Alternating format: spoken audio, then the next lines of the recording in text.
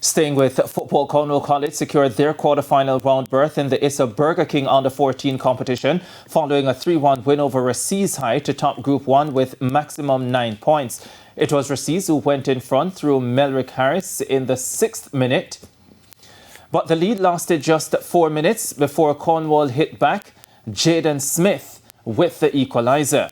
Recees had a chance to regain the lead but couldn't make it count from the spot. It was then left for the red and gold-clad Cornwall College to hit the front, which they did on the half-an-hour mark through Shaquem Blake. And 2 minutes into stoppage time, Donovan Carey ended the contest as he made it 3-1 and 3 consecutive wins for Cornwall College. The game was pretty simple.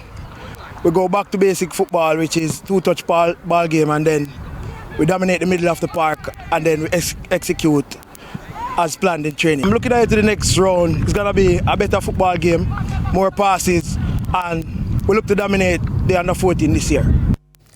Elsewhere in Under-14 action, Glenmuir High trounced St. Thomas Technical 10-1, while Anchovy and Irwin High ended 0-0.